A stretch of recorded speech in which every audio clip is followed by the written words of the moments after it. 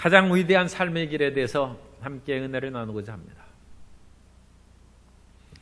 새나 짐승이 알을 품거나 새끼를 낳을 때가 되면 보금자리를 만들고 둥지를 틀어놓습니다. 그래서 새끼가 잘 자랄 수 있도록 예비하는 것입니다. 새나 짐승도 자기 새끼를 위하여 예비하는 것이 있다면 하나님께서 그 자녀들을 위하여 살 길을 예비하시고 지켜주는 것은 당연할 것입니다. 그러므로 우리 모든 성도님들은 하나님의 예비하신 것을 믿어야 되는 것입니다. 그러면 하나님께서 이와 같이 우리의 생명을 보호하고 풍성하기 위해서 예비하신 그 모든 은혜는 어떤 이유가 있어서 그런 일을 행하겠습니까? 하나님께서는 이 땅에서 우리가 먹고 마시는 것에 만족하고 파묻혀 살지 아니하고 더 높고 위대한 삶으로 우리를 이끌어 주시기 위해서 우리에게 예비한 복을 내려 주신 것입니다. 하나님께서 어떤 예비하신 복을 내려 주셨고 우리를 어떤 위대한 존재로 이끌어 가시는지 성경을 통해서 함께 말씀을 나누고자 합니다. 첫째로 하나님은 모든 좋은 것을 예비해 주셨습니다. 현실의 눈으로 보는 것은 힘들고 어려운 것이 많습니다. 우리 옛 노래에 있듯이 하늘에는 별도 많고 내 가슴에는 수심도 많더라. 영국의 철학자 토마스 홉스는 인생은 만인의 만인에 대한 투쟁이라고 얘기했습니다. 오늘날 용어로 하면 인생은 레드오션으로 치열한 피투성이 나는 삶의 현장에서 살아가는 것입니다. 그러면 하나님께서 원래 그렇게 만드셨습니까? 그러나 성경은 그렇게 말씀하지 않습니다.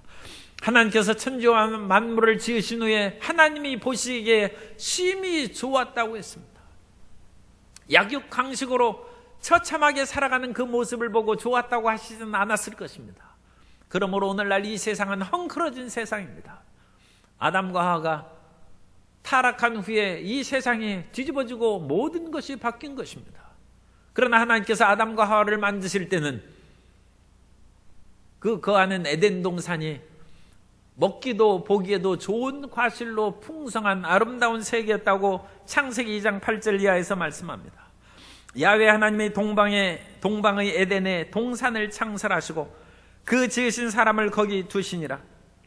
야훼 하나님이 그 땅에서 보기에 아름답고 먹기에 좋은 나무가 나게 하시니 동산 가운데에는 생명나무와 선악을 알게 하는 나무도 있더라. 그 아름다운 에덴 동산이 오늘날 어디에 있습니까? 에덴 동산이 사라진 것처럼 우리 인생의 행복의 세계도 행복의 파랑새도 날아가 버린 것입니다.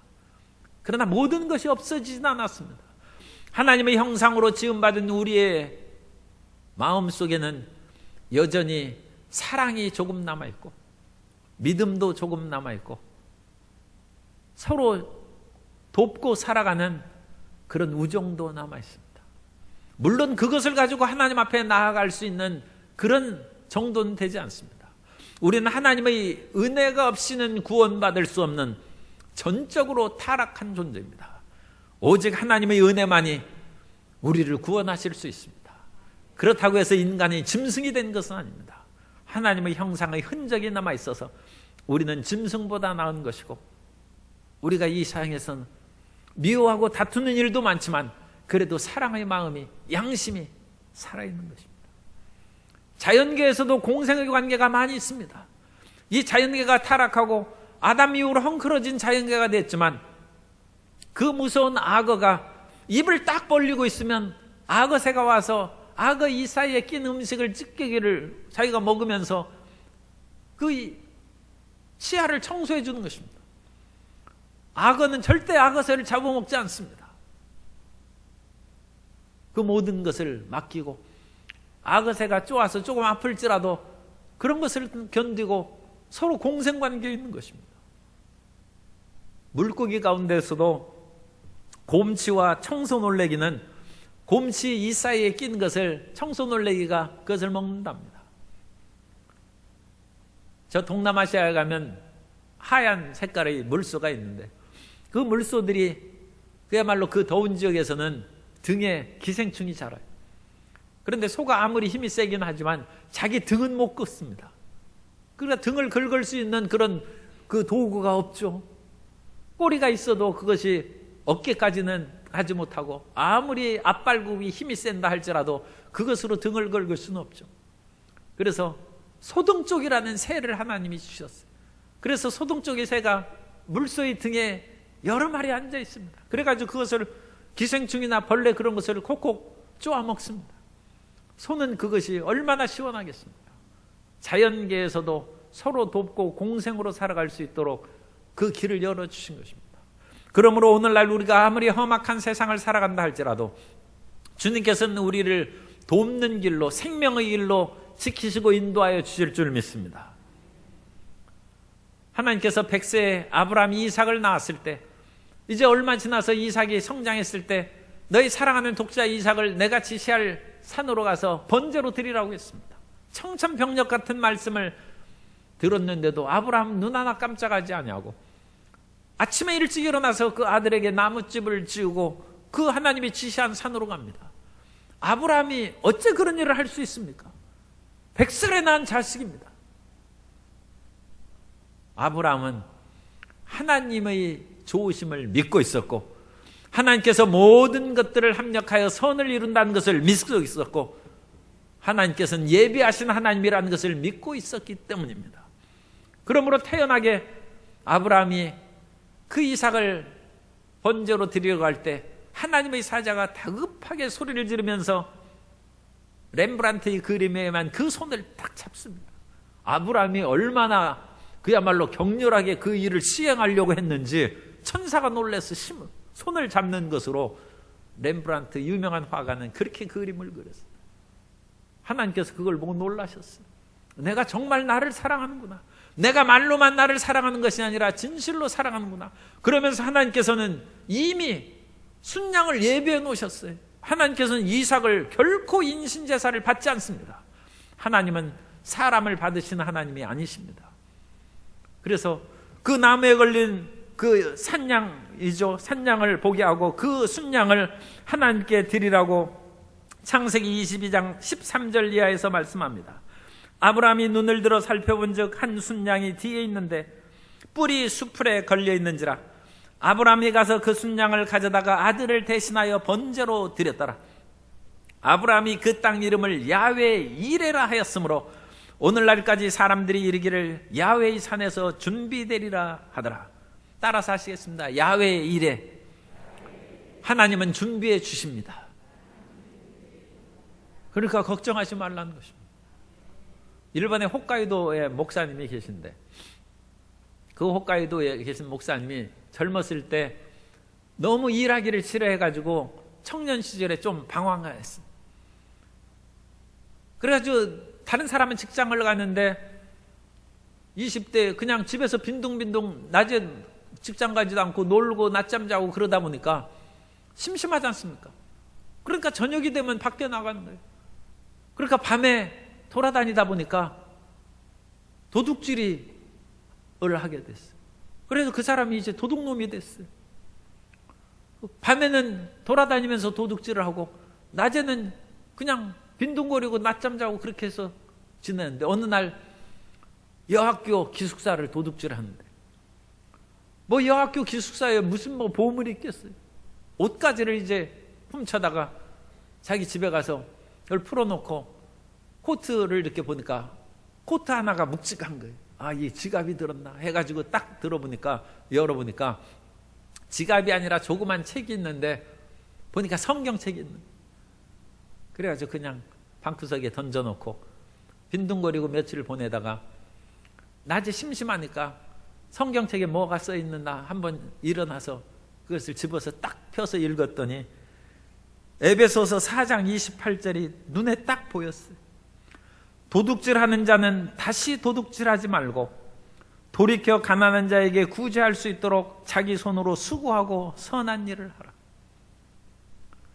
하나님께서 도둑놈한테도 예비를 해 주셔가지고 아니 에베소서 4장 28절이 딱 보여서 그걸 읽으니 마음에 찔림이 생기죠. 이 사람은 원래 프로 도둑이 아니라 그냥 어쩌다가 밤에 돌아다니다 보니까 이제 도둑놈이 된 거예요.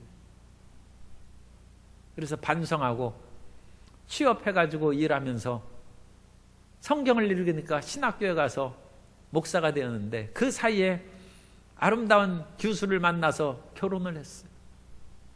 그런데 어느 날 그 아내가 자기 책상을 그 책꽂이를 정렬하다가 어머나 하면서 깜짝 소리를 질렀어요.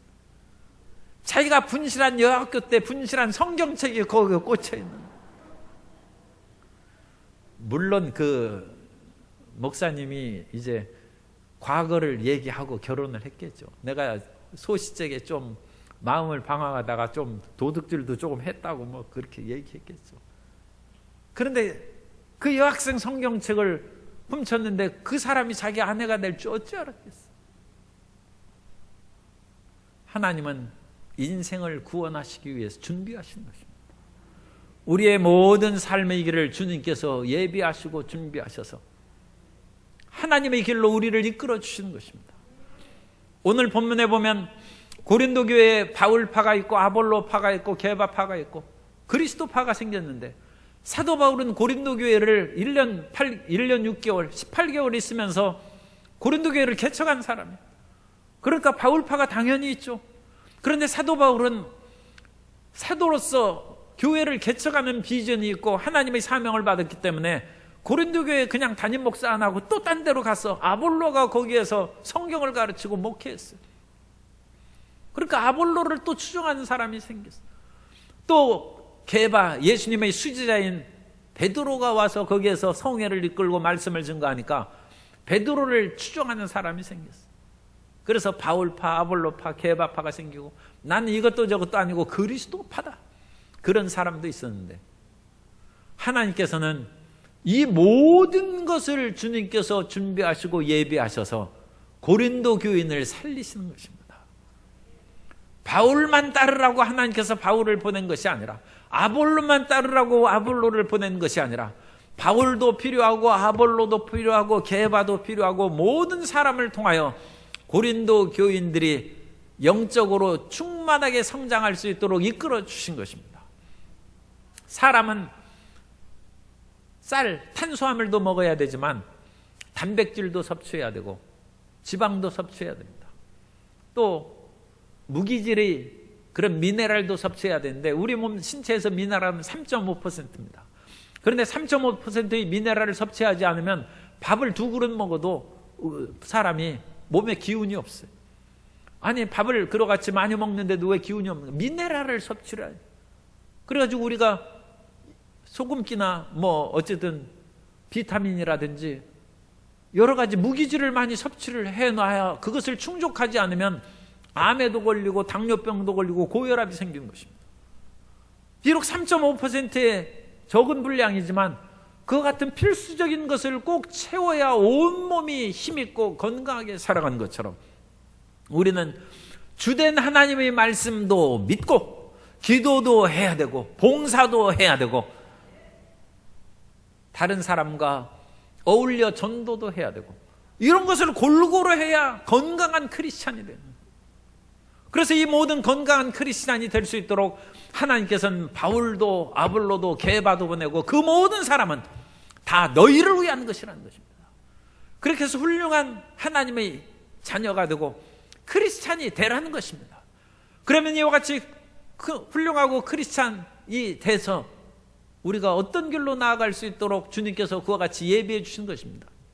두 번째로, 하나님은 우리를 더 높은 존재로 만드시기 위해서 우리를 그와 같이 예비하시고 갖가지 모든 것을 채워주시는 것입니다. 그럼 우리가 하나님께서 예비하신 그런 모든 축복을 받을 때 우리는 하나님이 원하시는 그 위로 향한 생명길로 나아가야 될 줄로 믿습니다. 이 세상에서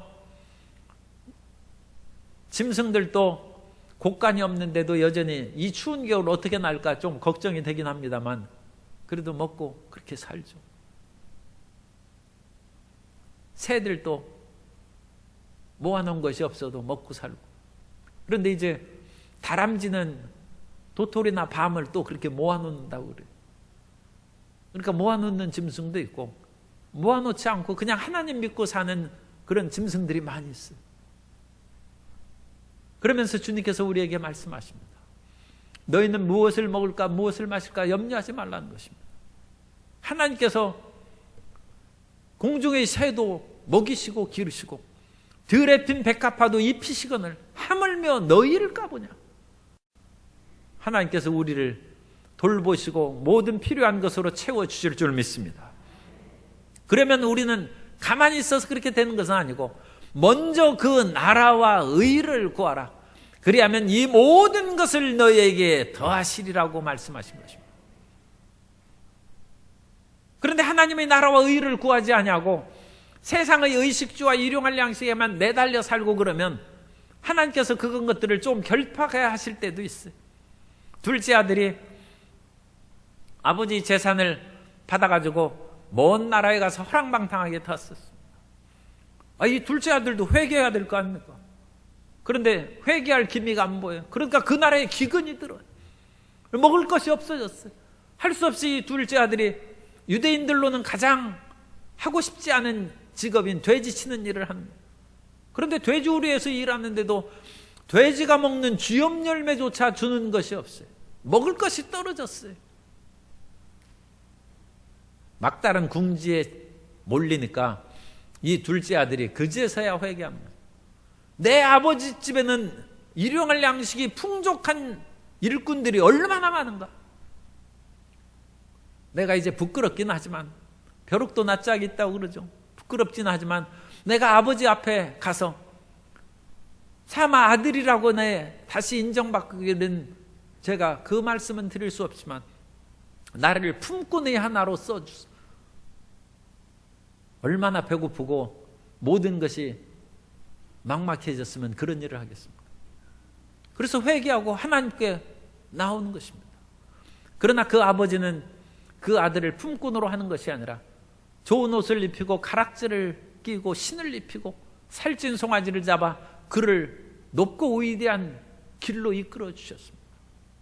오늘 우리 가운데 힘들고 어려운 일이 다가올 때 그것을 통하여 힘들고 어려운 것만 탄식하지 말고 삶의 방향을 바꾸시기 바랍니다.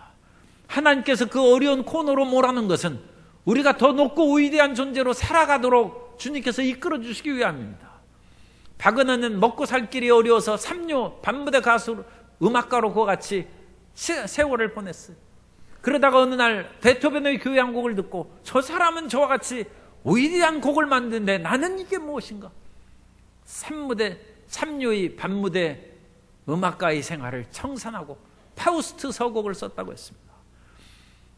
음악가들이 이 문학 전집을 읽고 그것으로 글을 써놓은 것을 곡으로 만들어요. 미술가들은 위대한 그런 고전을 읽고 그것을 그림으로 그립니다. 그러니까 그림과 음악과 인문학이 다 같은 거예요. 이 박은하도 아마 파우스트를 읽고 파우스트 서곡을 썼을 것입니다. 그런데 파우스트에 이와 같은 내용이 있습니다. 내 가슴 속에는 두 개의 영혼이 살면서 서로에게서 멀어지려고 하네. 하나는 감각으로 현세에 매달려 방탕한 사랑의 활락을 취하려 하고, 다른 하나는 이 티끌 같은 세계에서 과감히 벗어나 숭고한 선인들의 세계로 나아가려 하네. 오 대기를 떠돌며 하늘과 땅 사이를 지배하는 정령들이 있다면 황금빛 안개를 뚫고 내려와 나를 새롭고 현란한 삶으로 이끌어다오. 이 새로운 삶의 길로 이끌어가는 그 마음에, 그 구절에 감동을 받고 박은하가 그 한무대의 음악가의 생활을 청산했을지 모릅니다. 오늘 우리에게 하나님께서 그런 음성을 들려주시는 것입니다. 내가 지금 곤고하고 고통 가운데 빠져 있느냐, 그 삶에서 돌이키라는 것입니다. 어찌 자기 고집대로 살다가 죽으려 하느냐, 그 마음을 돌이키고 위대한 삶으로 나아가라는 것입니다. 오럴 로버트 목사님이 젊은 시절에 방황을 좀 했습니다. 오럴 로버트 목사님이 아버님도 목사님이었는데도 상당히 비판적인 그런 생활을 했습니다. 기독교에 대해서 저항했습니다. 그러다가 폐병에 걸려서 폐병 사기로 죽을 상황에 처해 있을 때 그 어머니가 믿음의 기도 용사들을 다 불러서 오럴 로버트 청년을 위해서 기도해 줬어요. 그러면서 하나님의 말씀을 읽으라고 했습니다. 오럴 로버트 목사님이 성경을 꺼내 읽으면서 마음에 비수같이 꼽힌 구절이 요한 3서 1장 2절입니다. 사랑하는 자여 내 영혼이 잘된 같이 내가 범사에 달리고 강건하기를 내가 간구하노라. 이 말씀은 오럴 로버트 목사님이 원래 받은 거예요. 그걸 조윤규 목사님이 오럴 로버트 목사님의 전기를 읽다가 그것을 또한 받아가지고 조윤규 목사님이 더 이 요한 3서 1장 2절의 말씀을 가지고 더 위대한 일을 또 많이 하셨죠. 그런데 오럴 로버트 목사님이 그 말씀을 읽을 때 마음 가운데 음성이 들렸다는 것입니다. 10,000번을 외우라. 그래서 오럴 로버트 청년이 이 말씀을 10,000번을 외우고 폐병에서 치료함을 받고 하나님의 종이 되고 신유의 종이 된 것입니다. 사람이 막다른 골목에 처해서 어려움에 놓인 것은 하나님의 음성을 들으라는 것입니다. 그러므로 우리가 건강할 때 하나님의 음성을 듣고 일이 잘 풀릴 때 하나님의 음성을 듣고 모든 일이 형통할 때 하나님께 순종하는 자녀가 되어야 될 줄로 믿습니다. 그 길로 나아가서 하나님의 위대한 세계로 나아가라는 것입니다.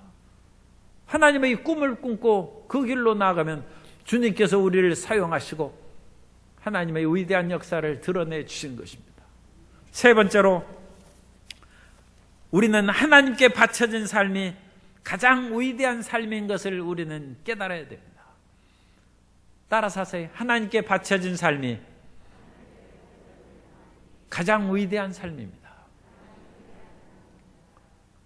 지금 미국 대선이 이제 거의 마무리되고 있는 상황인데 아직 확실한 그런 승리의 선언을 하지는 않은 것 같습니다. 그런데 지금 두 캠프에서 선거 그 본부에서 일하던 사람들이 희비가 엇갈리는 거예요. 트럼프 대통령의 진영에서 일하던 사람들은 이제 일자리 구해야 되겠다. 어찌 사나 그렇게 생각할 것이고 바이든 그런 후보자가 있는 진영에 있는 사람은 지금 신이 났어요. 이제 출세가 눈앞에 다가온 것입니다. 그 위에 충성을 더 많이 하고 그야말로 바이든이 더 열심으로 그를 지지하고 따른 사람은 아마 더 기뻐할 것입니다. 하나님께 바쳐지는 것은 하나님의 진영에 들어가는 것입니다. 하나님께서 우리 받으셔서 별로 어디 쓸데없습니다. 하나님이 이 지구와 온 우주를 창조하셨는데 지구도 티끌만한 우주에서 보면 그런 크기인데 이 티끌 같은 지구에 사는 우리 인생을 가지고 무슨 큰 영광을 받으시겠어요? 하나님께서 우리를 나에게 바치라고 말씀하신 것은 우리를 위한 것입니다. 우리가 하나님 앞에 바쳐진 존재가 되면 하나님의 진영에 들어가는 것이죠. 대통령의 선거 캠프에 들어간 사람도 지금 신이 나서 기뻐하는 것처럼 하나님께 우리 자신을 바치면 우리는 위대한 역사를 드러낼 수 있는 것입니다. 그것이 가장 위대한 삶의 길로 나아가는 것입니다. 날 때부터 눈이 안 보이는 그런 사람이 있었는데 예수님께서 그를 치료해 주시자 유대인들 그 지도자들이 종교 지도자들이 그야말로 시끄러운 일이 생겼어요. 왜냐하면 안식일이 그날이었는데 안식일에 치료받았기 때문에 하나님께서 온 분이 예수님이라면 어찌 안식일을 어기고 저 사람을 치료했을까 해서 하나님께로 오지 않은 분이라고 생각하려니까 이 사람이 눈이 띄었지 않습니까? 이런 일은 그야말로 있을 수 없는 것이죠. 그래서 눈뜬 사람의 부모를 불러다가 묻습니다. 너희 자식 틀림없느냐? 그러면 날 때부터 안 보이는 것이 맞느냐? 물으니까 그 부모님들이 우리 자식인 것은 틀림없다. 그런데 눈이 어떻게 띄었는가는 우리한테 묻지 마라. 저 사람도 이미 장성했으니까 자기 눈 뜬 것은 저 사람에게 들으라. 부모님이 그와 같이 얘기한 것은 요한복음 9장 22절에 있는 것처럼 그 부모가 이렇게 말한 것은 이미 유대인들이 누구든지 예수를 그리스도로 시인한 자는 출교하기로 결의하였으므로 그들을 무서워함이로라. 그 당시 로마 제국의 지배하에 있지만 유대 사회에서는 유대교가 지배하고 있습니다. 그런데 유대교에서 출교당하고 쫓겨나면 이제 직장도 잃고 유대 사회에서는 못 삽니다. 로마로 이민 가면 모르지만 그 당시 유대 사회에서 산 사람들이 뭐 로마로 들어갈 수 있겠어요? 그러니까 유대교를 두려워하는 것입니다. 그래서 예수님께서 두 눈을 뜨게 해줬는데도 불구하고 그 사실을 자식에게 직접 물어보고 우리한테 묻지 말라는 것입니다. 그런데 그 아들은 목숨을 걸고 예수님을 시인합니다. 내가 정말 맹인이 되었다가 두 눈을 뜨었느냐? 그러자 그 사람이 요한복음 9장 32절 이하에서 말씀합니다. 창세 이후로 맹인으로 난 자의 눈을 뜨게 하였다함을 듣지 못하였으니 이 사람이 곧 예수님을 말하는 거죠. 하나님께로부터 오지 아니하였으면 아무 일도 할 수 없으리다. 우리가 하나님의 편으로 들어가고 그 진영에서 주의 일을 행하는 것은 그렇게 어려운 일이 아닙니다. 언제 어디서나 예수님을 시인하는 것입니다. 우리가 유리할 때도 시인하고, 지금 이 맹인은 이 말을 하고 유대인들이 그를 쫓아냈다고 했어요. 우리 성경에는 그냥 쫓아낸 것으로 번역했는데 그걸 종교적으로 번역하면 출교당했다는 것입니다. 중세 용어로 하면 파문당했다는 것입니다. 이제 살 길이 막막해졌어요. 그런데 이 파문당하고 출교당한 이 사람에게 예수님이 찾아왔어요. 오늘날 예수님이 우리를 잘 안 맞추신 것은 우리가 평소에 예수님을 잘 인정을 안 했기 때문일 수도 있어요. 우리가 알게 모르게 예수님을 끊임없이 만나고 삽니다만, 그래도 우리가 간절한 기도를 하며 주님, 이 필요한 때에 예수님 왜 안 만나줍니까? 그럴 때 내가 범사의 나를 인정하느냐? 우리가 인정하지 않은 것은 우리가 예수님을 안 만나겠다고 한 것입니다. 그러니까 예수님이 안 만나주신 것이 아니라 우리 스스로 예수님을 안 만나겠다고 거절한 것입니다. 그런데 이 사람은 출교의 위험에도 불구하고 예수님께서 하나님께로부터 오지 않았다면 어찌 내 눈이 뜨이겠습니까? 창세 이후로 이런 일은 들어본 적이 없습니다.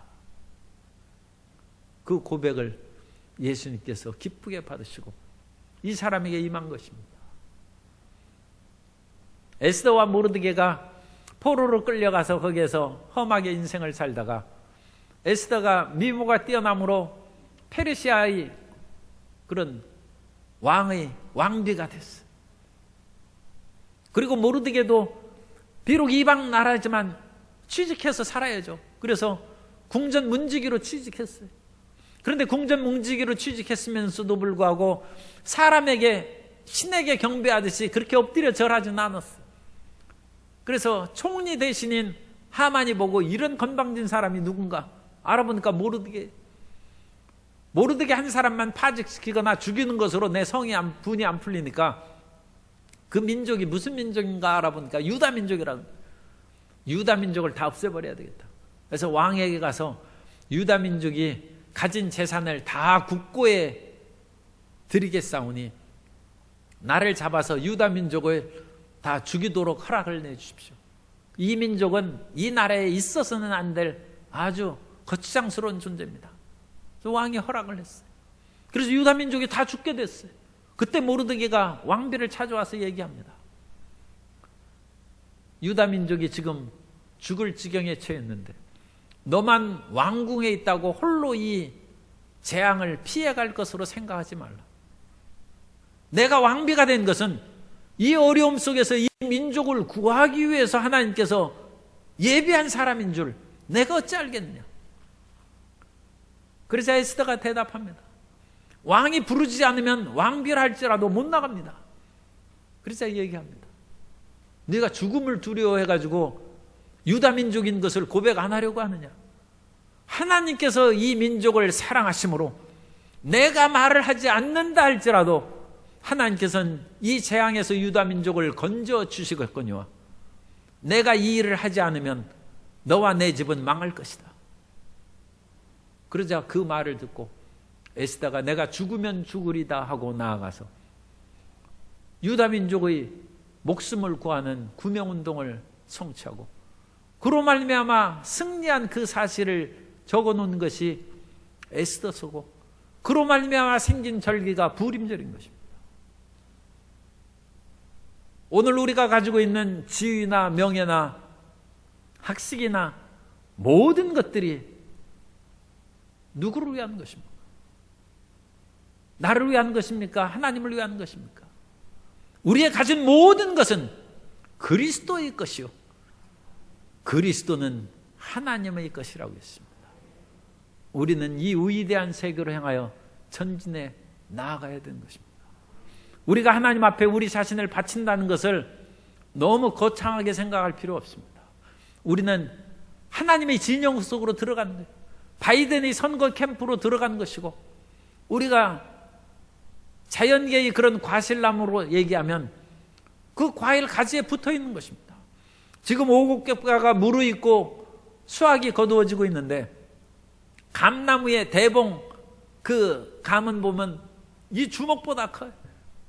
그런데 그렇게 큰 감 열매가 되기 위해서는 이 감은 감꽃이 핀 이후부터 지금까지 죽어라고 매달려, 비바람이 불어와도 수많은 친구들이 떨어져 나갔어요. 그래도 이 감 조그만 열매는 나는 악착같이 예수님만 믿고 살겠다 해서 붙어있는 거예요. 여름의 떼약볕에도 뜨거운 그런 떼약볕에서 다른 감들은 벌레 먹고 떨어져 나가도 이 감은 죽어라고 가지에 붙어 있어요.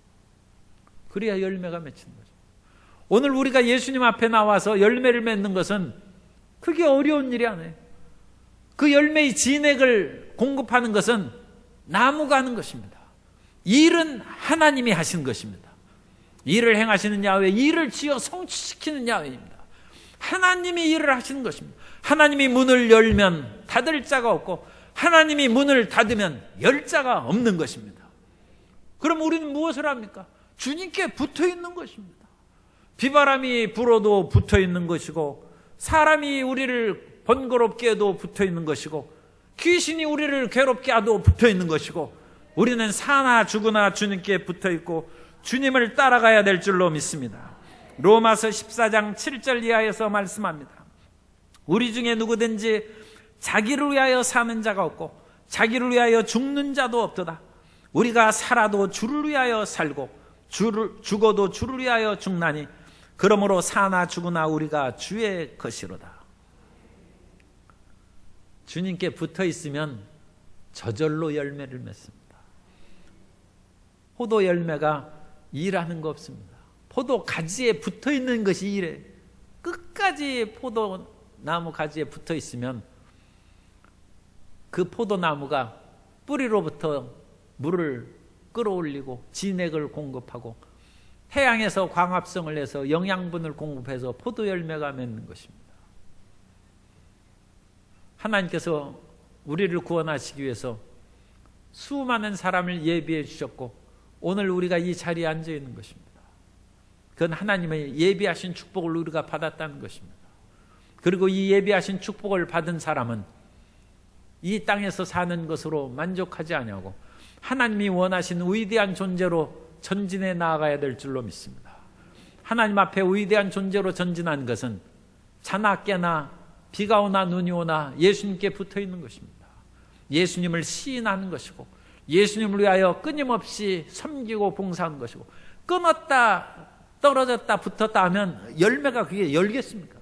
제발 그렇게 붙었다 떨어졌다 하고 그러면 그런 일은 열매를 맺지 못하는 것입니다. 끝까지 붙어서 풍성한 열매를 거두고 하나님께 영광 돌리는 복된 성도인 되시기를 예수님 이름으로 축원합니다.